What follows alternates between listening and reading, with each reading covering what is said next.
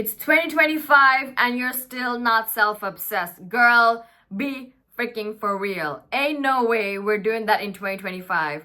Listen, being self-obsessed is one of the best things I ever did for myself. Because after I got obsessed with myself, ain't nobody try to treat me like shit. I was feeling so good. I didn't care about anything else.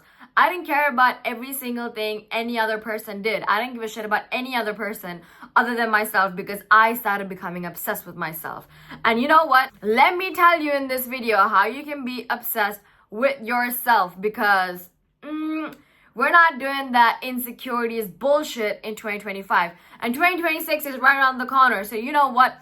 I'm preparing you in advance. You got 3 months left to prepare, fail, and try again until you get a hook of it, all right? Let's get into the video on how to be self-obsessed. We ready? We're ready. Let's go. First of all, when I say being obsessed with yourself, I mean it in a very healthy and empowering way. When I say self-obsessed, I mean to value yourself, deeply respect yourself, to be grateful for yourself, and obviously prioritizing yourself. Also in this video, I'm going to be talking about how to develop self-respect, self-love, self-prioritization, self-trust, every single thing, because that is what it means to be self-obsessed.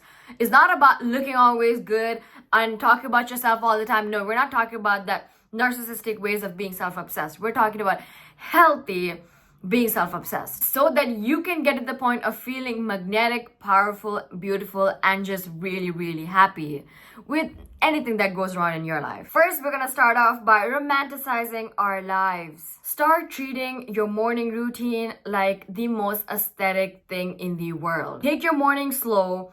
Do everything very slowly, do it very aesthetically so that you set the momentum for the day. Make sure you're doing everything like you're in a freaking movie. Make your morning coffee, your morning breakfast, do your morning skincare like someone's watching you, like you're filming a documentary, like you're filming one of those vintage movies. It doesn't matter who's watching, who's not. You gotta treat yourself like you're already in a movie, like you are that princess who's living in a castle. And also, do not forget to dress like you're important every single morning. Now, I know this will be very tiring to do right in the beginning. Like, listen, I'm gonna be really honest, right? Today, this morning, I got my hair done. I'm wearing pink pajamas that make me feel really good. I did my morning skincare routine. I had a healthy breakfast. I feel so good about myself. And I did all of those things very slowly. But I'm not like that every single day because I'm still healing. I'm still getting there. So it's okay if a few days you don't do it, but try your best to make every single morning a part of a movie scene. Every single morning, wake up and be grateful for every single thing that you have. Be grateful for you, the body that you're in. Respect it, value it. Dress up nicely. Always dress like someone's watching you. You know, I don't have to wear this pajama, but I can, so I'm doing it because I feel good. When I walk past the mirror right now, I feel good. So you know what? Every single time you wake up, do not get on your phone first thing in the morning. Don't do that. Get up, meditate for your life. Manifest anything you want. The dream life that you want, the dream guy that you want, the dream college you want to go to, the dream job you want to have. You can do whatever. Wake up, brush your teeth, do your skincare just in silence. Have your slow morning. You know, most of the time we all rush into doing things, especially if you have ADHD like me. I have to rush into doing every single thing and everything is a mess. My head's a mess. But every single time I do something very slowly, very calmly, and just I'm not rushing anything. I do it so beautifully, so aesthetically. I feel so much better about myself. My head is so much more clear and so much more brighter, and there's so much more space in my head. And the other way to romanticize your life is talk to yourself as you would like for someone else to talk to you. How would you want someone who admires you to talk to you? Oh my goodness, it's raining. It's so beautiful. Always talk to yourself. You know, if you went through a hard situation and once it's over, once you've actually solved the issue, just tap yourself in the back. Just pat yourself in the back and be like, I love the way you handled it.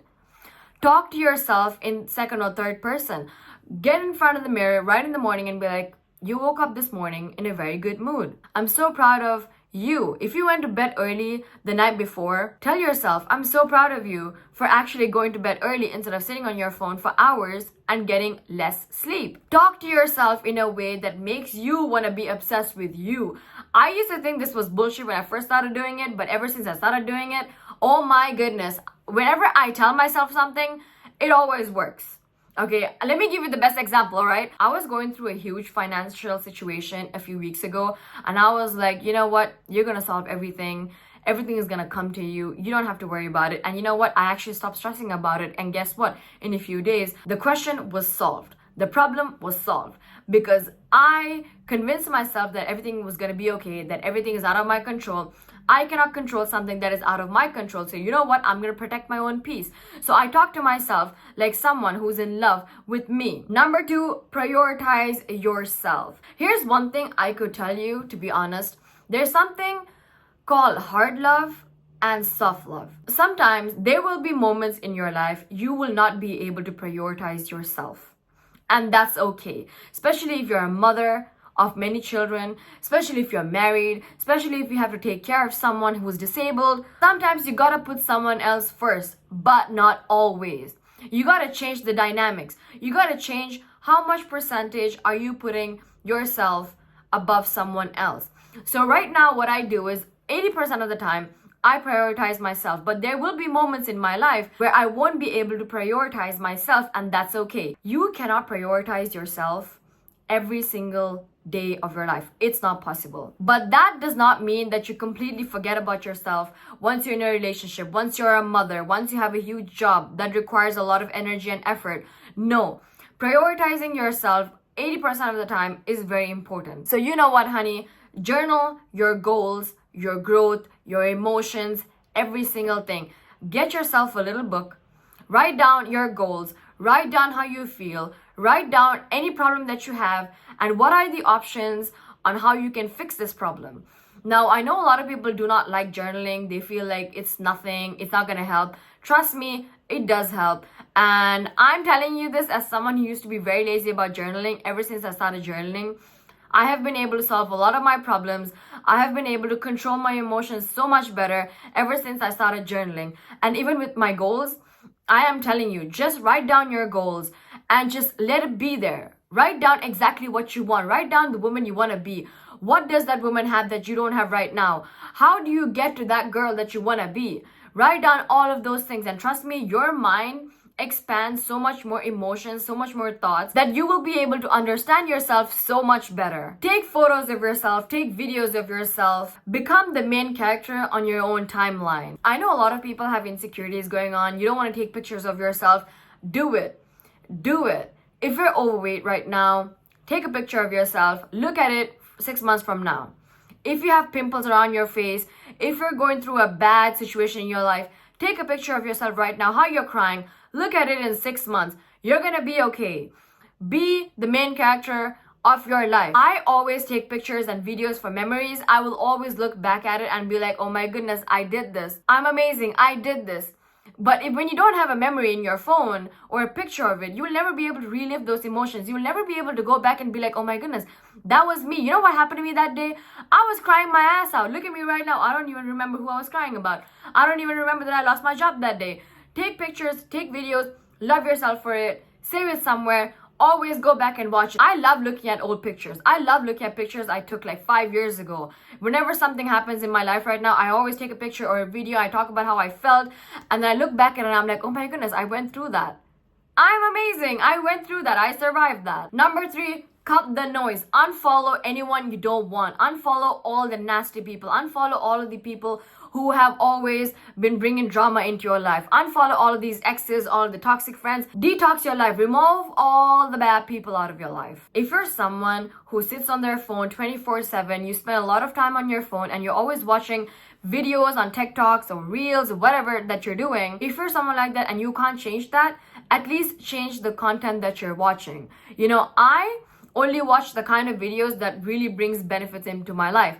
So I watch psychology videos, I watch feminine value videos, I watch scientific facts, I watch the news, I watch things that I could learn from, things that make me feel better. So if you're gonna waste your time on your phone, you might as well get something good out of it. So change the kind of content that you're watching. If you're watching drama from other influencers or bloggers, stop doing that. Instead, start following more creators who are into psychology, creators who help you be a better you. And please stop hanging out with people who drag you down. I don't care if it's a toxic boyfriend, I don't care if it's a toxic boss, I don't care if it's a toxic parent, a toxic sibling, a toxic best friend. Let go of people who bring you down.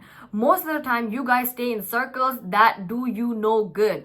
People who are in our lives should do us good or nothing. They should never do you bad. Instead of spending time with toxic people and people who bring bad luck into your life, who bring negative energy into your life, start validating your alone time. Start spending more time alone. Start loving your life alone. Because once you learn to love yourself, love being alone, spending time with yourself, once you start enjoying the time that you're with yourself, trust me, hon, you will never feel the fear of abandonment ever in your life again. Because you know what? You love being alone. You're not afraid to lose people. You will never again in your life ever control or try to control bad things that happen in your life, because you're just going to be like, you know what? This doesn't serve any good into my life. So you know what? I'm going to say bye-bye.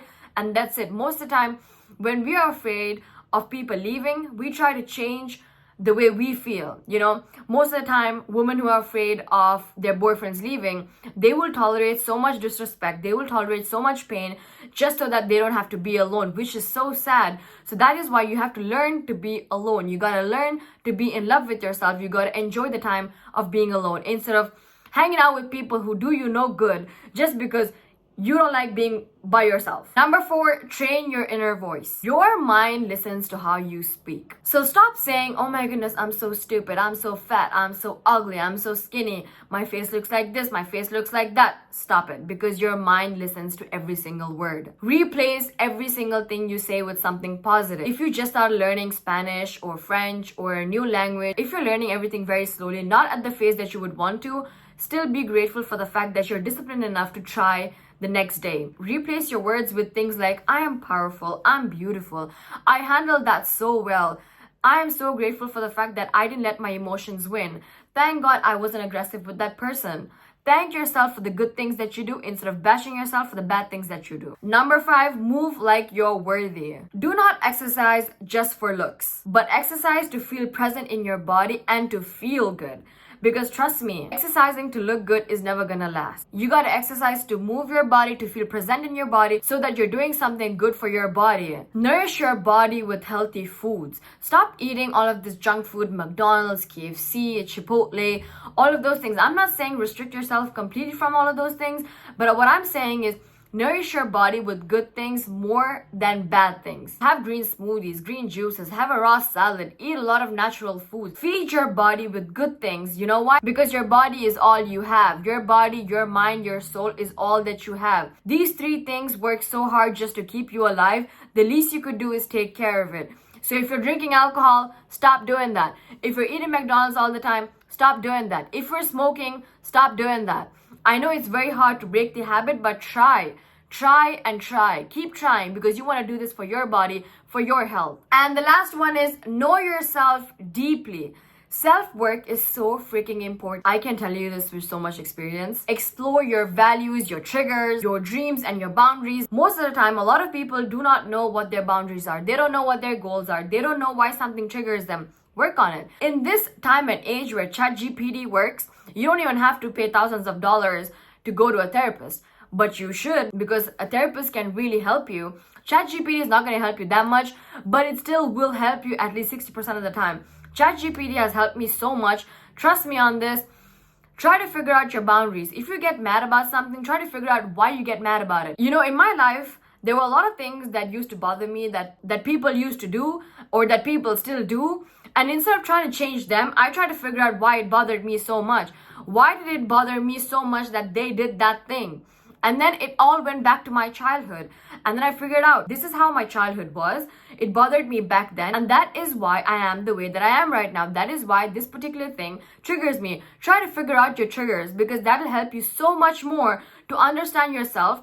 And once you understand that this is why you're getting triggered, you'll be able to control your emotions even more, which is so so freaking important when you want to be self-obsessed. Controlling your emotions is one of the best skills you can learn in this lifetime. You know, read books, take personality tests, journal about your beliefs, join a group that knows about your beliefs, or find a friend who has similar beliefs to you so that you guys could spend time together. Because trust me, when you understand yourself, you stop chasing people for that validation.